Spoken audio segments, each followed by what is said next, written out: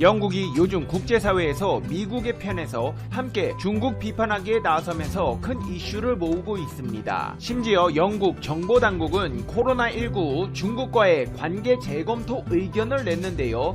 코로나로 시작된 갈등은 화웨이의 퇴출을 비롯한 5G 사업, 홍콩, 대만 갈등까지 이어져 첨예한 대립각을 세우고 있습니다. 일본도 마찬가지입니다. 이 시국에 올림픽이 말이 되는 것이냐며 영국의 외신 BBC에서는 2020 도쿄올림픽이 웅장하고 화려한 올림픽이 되지는 않을 것이라며 평가절하했습니다. 근데 여기서 100년 전부터 이어져 온 한국과 영국과의 관계를 알 수 있게 하는 책이 출간되어 세간의 이목을 집중시키고 있습니다. 게다가 이 책에는 3.1운동 당시 조선인의 저항과 일제의 탄압을 생생히 기록하고 있어 그 가치를 더한다는데요. 영국이 중국은 망신스럽고 일본은 무능하지만 한국을 사랑한다는 이유에 대해 알아보겠습니다. 팩트TV 팩트체크. 영국이 화가 제대로 났습니다. 일간 가디언에 따르면 대외 정보 담당기구 M16과 국내 정보 담당기구 M15가 코로나19 사태 종식 후 대중관계를 재분석하고 특히 첨단 기술과 전략산업 분야에 대해 대중협력을 통제할지 검토가 필요하다고 제안했습니다. 영국 정보당국은 중국이 코로나19 팬데믹을 계기로 더 적극적으로 일당 독재 체제를 수호할 것이라고 전망하면서 존슨 내각이 중국에 대한 현실적 시각을 가지고 대응 방향을 검토해야 한다고 건의했습니다. 영국 매체 텔레그래프도 코로나19 사태 후 모든 게 변했다며 신종 코로나 바이러스 감염증 확산을 계기로 2023년까지 영국 인프라 구축 사업에 중국이 관여할 여지를 제로 수준으로 축소할 수 있도록 계획을 세우도록 요구했다고 전했습니다. 영국은 올해 1월 화웨이 장비를 민감한 핵심 부문에서 제외해야 돼 비핵심 부문에서는 점유율이 35%를 넘지 않는 선에서 제한적으로 사용을 허용하기로 했었으나 코로나19 확산 이후 이마저도 바뀌게 된 것입니다. 이 같은 사실을 전하며 화웨이와의 거래는 코로나19 대유행 이전에 이루어졌지만 바이러스가 모든 것을 바꿔놓았다며 총리는 여전히 중국과의 관계를 원하지만 거래가 상당히 축소될 것이라고 설명했습니다. 영국 정보당국은 특히 정보통신과 인공지능 같은 첨단 기술 분야 주요 기업의 인수 제한이나 대학 연구에 중국 유학생 제한 등을 검토 과제로 지시했습니다. 홍콩 문제를 두고도 목소리를 높이고 있는데요. 도미닉 라브 영국 외무장관은 지난해 범죄인 인도 법안으로 촉발된 홍콩 내 불안은 홍콩 스스로 해법을 찾아야 하며 중국이 이를 강요해서는 안 된다고 지적했습니다. 라브 장관은 특히 홍콩 국가보안법을 강행하려는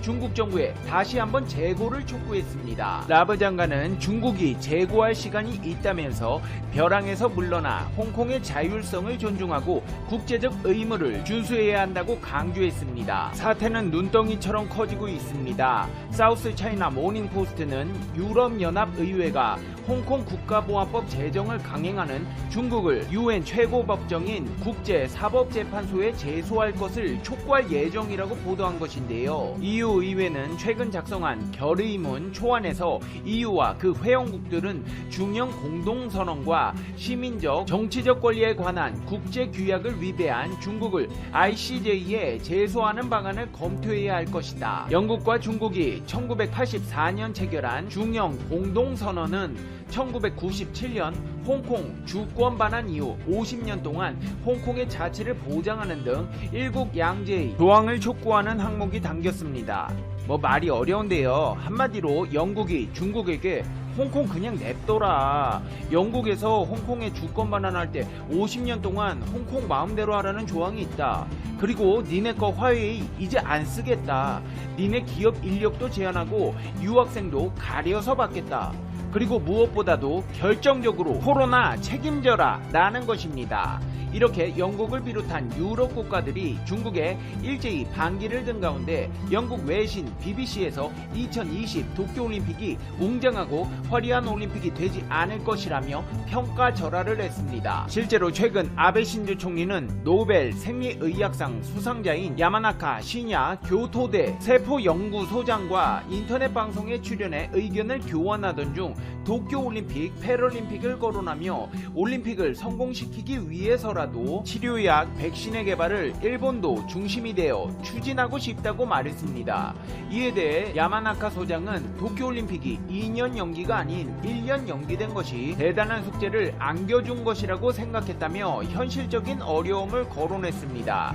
그는 올림픽 특성상 세계 각국에서 선수와 관객 등 많은 사람이 집결한다는 점을 거론하고서 이것을 가능하게 할 정도로 많은 양의 백신을 1년에 준비할 수 있겠냐, 연구자로서 솔직히 꽤 행운이 따르지 않는 이상 백신만으로는 어렵지 않을까 생각했다고 말했습니다. 얼마 남지 않은 기한으로 인해 똥줄이 타는 아베 신조 총리를 두고 무토도시로 도쿄올림픽 조직위원회 사무총장은 웅장하고 화려한 올림픽이 되지 않을 것이라며 관중수를 줄이는 것을 배제하지 않고 있다고 밝혔습니다. 영국 BBC에 따르면 무토 조직위원장은 전 세계가 코로나19로 큰 피해를 받고 축제가 많은 사람에게 공감을 얻을 수 있을지를 생각해야 한다면서 화려하지 않고 심플한 올림픽을 실현하겠다고 말했습니다. 일본은 도쿄올림픽 개최 준비를 위해 126억 달러, 약 15조 66억 원을 투입했지만 1년 연기되면서 추가 비용이 요구되고 있습니다.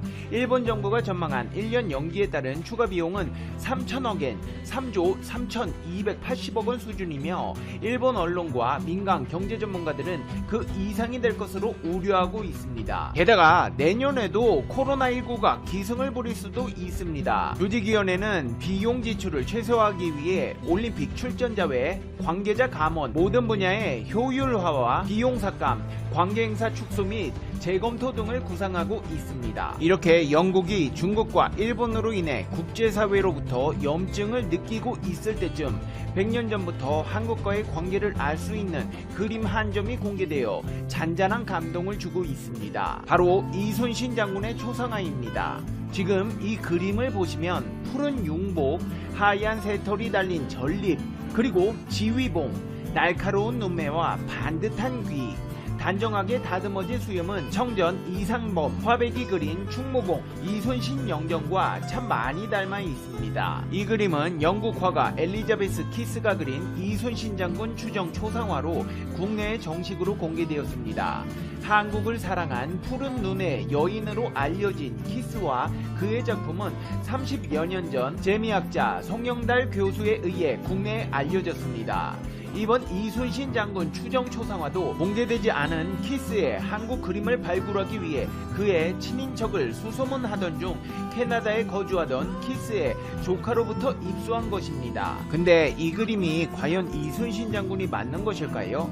이순신 장군 전문가인 박종평 선생은 감정회복 결과 유력하다는 평가를 내렸습니다. 이미 지난해 국내 일부 언론을 통해 존재가 알려졌지만 완벽하게 복원된 후 한국 국민들에게 공개하기 위해 미국에서 디지털 작업을 거쳤습니다. 이렇게 원본에 가깝게 구현된 그림은 올드코리아 완전 복원판에 실렸습니다. 올드코리아는 엘리자베스 키스가 1946년 펴냈던 책으로 이번에는 그간 공개되지 않았던 키스 그림을 추가로 찾아내 총 85점의 작품을 책에 실었습니다. 이 그림을 그린 화가 엘리자베스 키스는 스코틀랜드 출신으로 일본에서 잡지사를 운영하던 언니를 따라 1915년 일본에 갔다가 한국 여행에 나서게 됩니다. 1919년 3월 28일 부산에 도착한 순간 한국의 따뜻한 색감에 반했다고 합니다. 한국의 산화, 황소와 농부, 초가집과 기와집 등을 주의 깊게 관찰했습니다. 한복을 입은 남녀노소도 그렸고 그림뿐 아니라 한국에 대한 감상을 글로도 남겼습니다. 특히 이 책은 3.1운동 당시 조선인의 저항과 일제의 탄압을 생생하게 기록하고 있다는 점 역시도 책의 가치를 더하고 있습니다. 엘리자베스 키스는 언니가 일본으로 돌아간 뒤에도 혼자 한국에 남아 쉬지 않고 작품 활동을 이어갔습니다.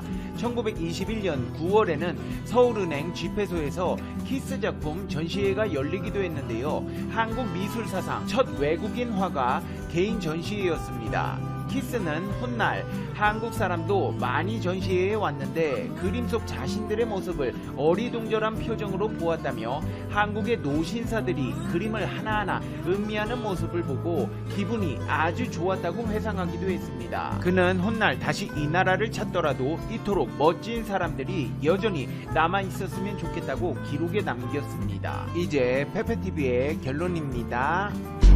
Conclusion. 페페TV 요즘 국제사회가 이렇게 혼란스러웠던 적이 있었을까 싶을 정도로 시끄럽습니다. 사실 국제사회뿐 아니라 개개인들의 생활도 그렇죠. 몇몇 전문가들은 이제 코로나 이전의 삶으로 돌아갈 수 없다는 비관적인 전망을 내놓기도 하는데요.